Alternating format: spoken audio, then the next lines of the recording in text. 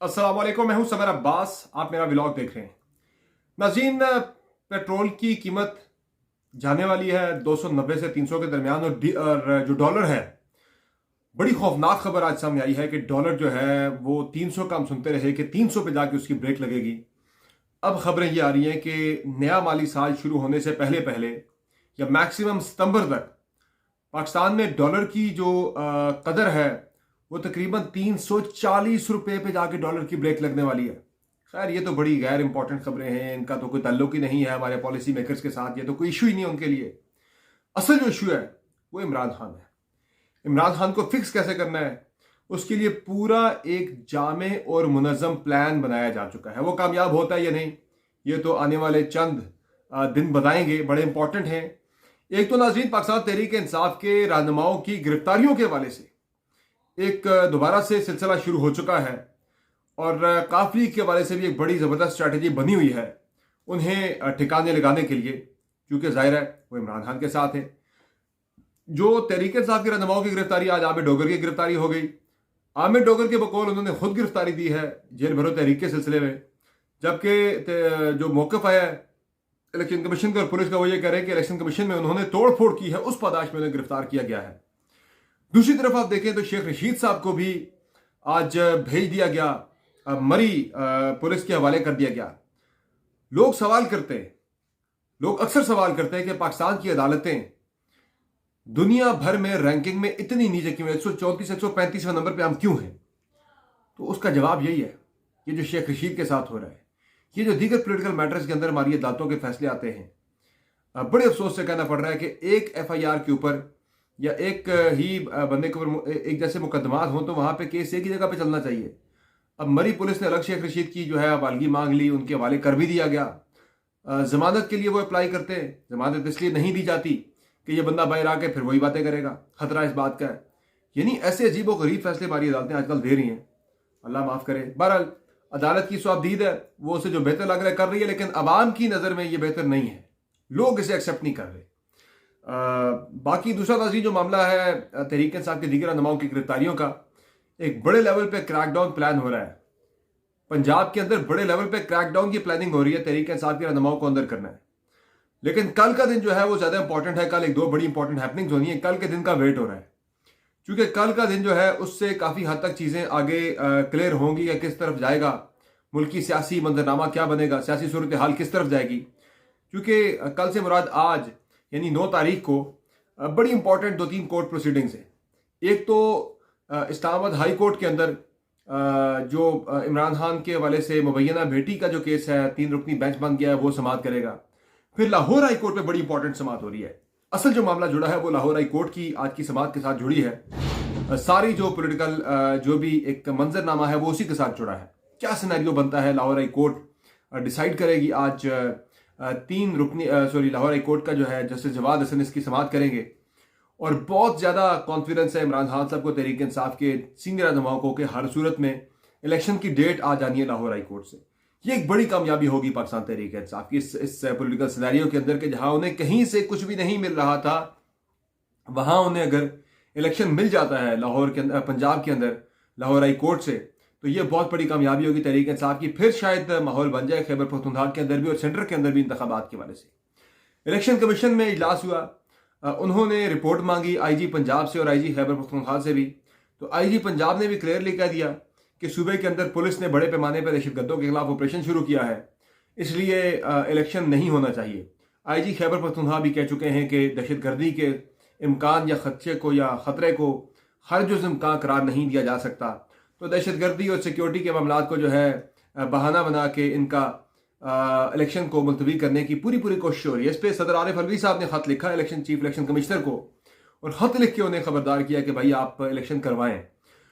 गो के chief election commissioner या election commission सदर मुमलिकत को रिपोर्टिंग नहीं है, बट बतौर सरबराह मुमलिकत उन्होंने खत लिख के एक अपना जो है रोल जो वो कर सकते हैं मैक्सिमम वो उन्होंने किया है। लेकिन ऑब्वियसली वो उनको रिपोर्टिंग नहीं है, इलेक्शन कमीशन ना उनके कहने पे कुछ करने का पाबंद है। एक अच्छी हैपनिंग, एक इंटरेस्टिंग हैपनिंग जिसे मैं कहूँगा वो ये हुई कि लाहौर हाई कोर्ट से ही पाकिस्तान तहरीक इंसाफ के 43 MNAs के जो उनके डी नोटिफाई करने के नोटिफिकेशन थे वो मुअत्तल हो गए हैं।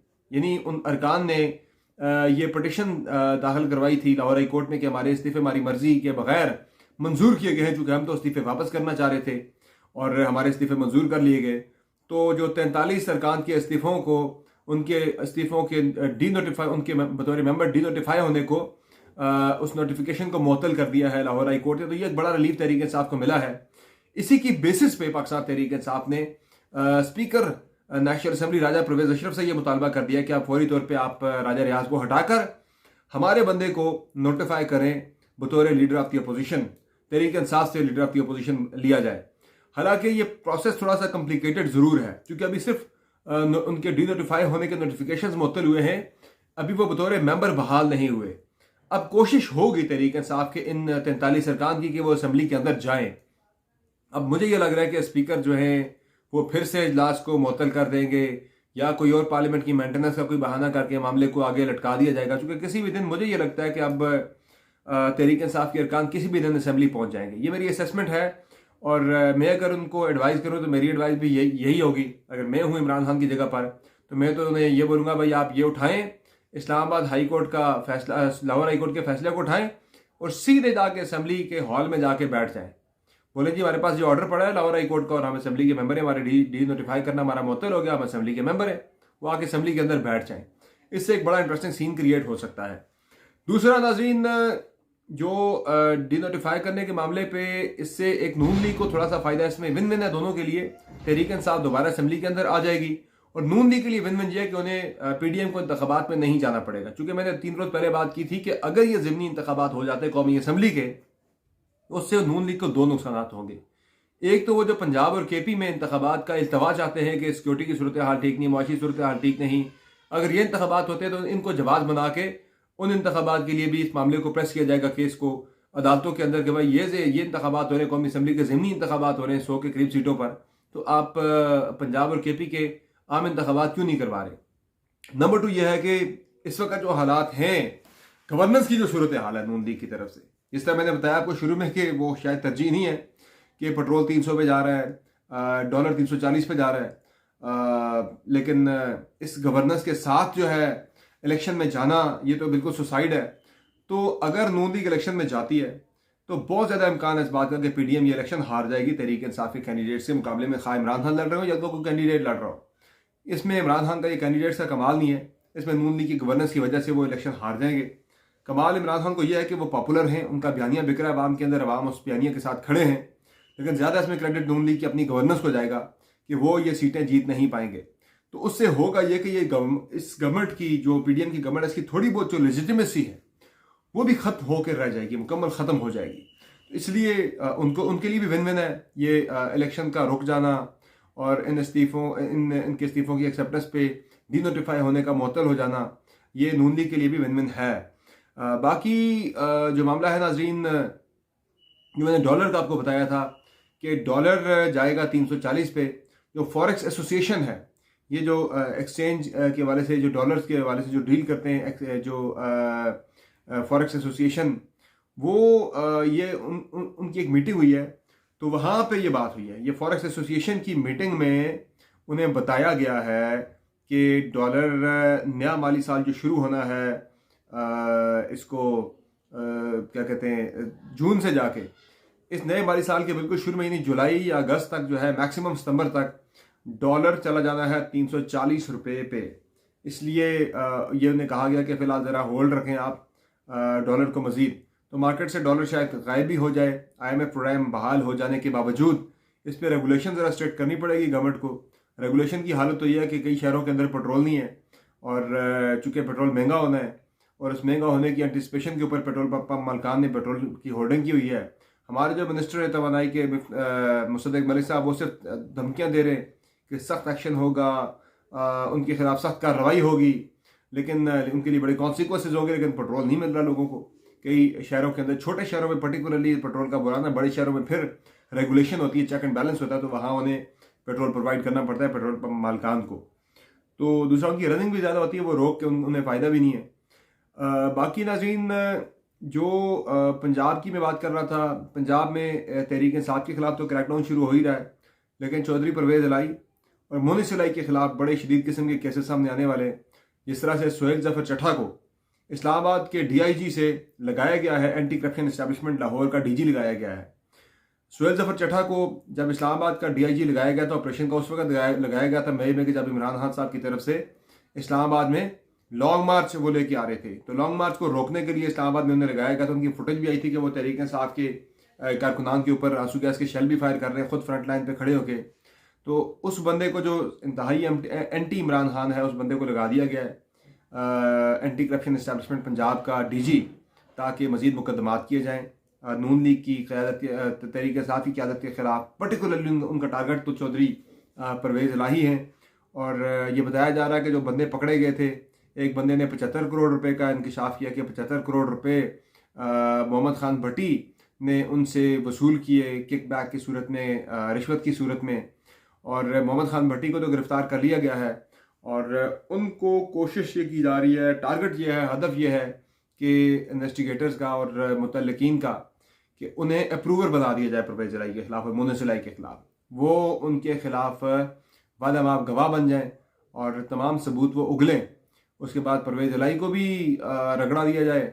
और मोनिस इलाही तो वैसे ही मुल्क से बाहर है, उन्हें तो रगड़ा फिलहाल दिया जा नहीं सकता, लेकिन सियासी मामला से फिलहाल वो आउट हो जाएंगे जब उन्हें नजर आएगा उनके खिलाफ पाकिस्तान के अंदर केस खुला हुआ है।